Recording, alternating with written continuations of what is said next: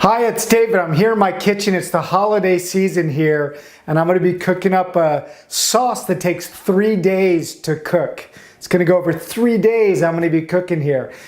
You know, a lot of people ask me, what are some of the great habits and lifestyle things I do in my life? And one of them is cooking. I've spent inordinate amount of time trying to develop the skills for cooking because I'm passionate about eating, sharing with people, and also mastering something. You know, when you do something repetitively and you do it with passion and you see progress because you're getting to taste what you cook pretty much right away, you want to keep growing that skill. And it's something you get to do every single day if you set it up right?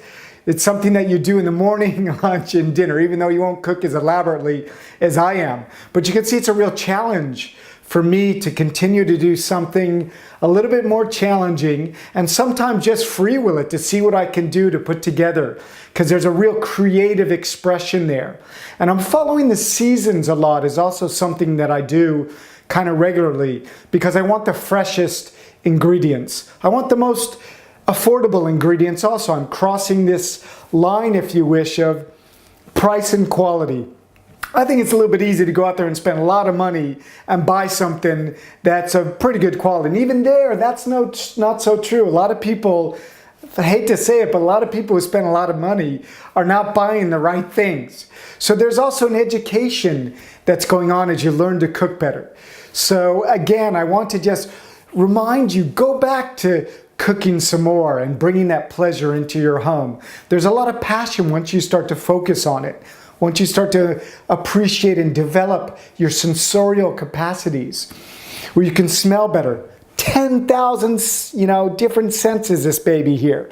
So if you can develop a few more of those, think about the possibilities that opens up for you. That's where it all really starts. And your taste and textures in your mouth.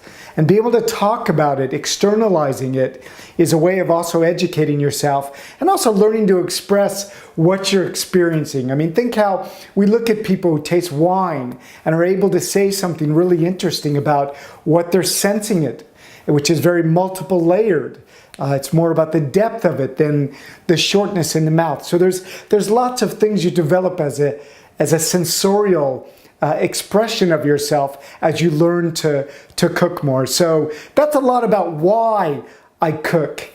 People are asking me a lot about, well, what is it that you cook? I cook all sorts of things. I mean, there's no certain one style that I do, but I want to cook fresh. I want to cook stuff that's not industrial, so I will make it myself. I mean, hey, this sauce grand veneur that I'm making for the holidays here takes 3 days to make, and it is only with ingredients that I have put into it that are from the best producers of vegetables and also the best producers of butter and also the best producers of the different meats and things that are involved in making the sauce. So I really know what's going in it.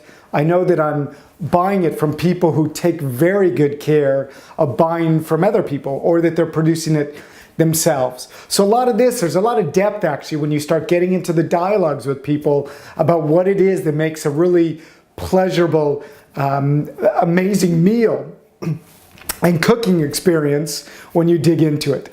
So look into why you cook, not what you cook. That comes along as you start to develop your palate.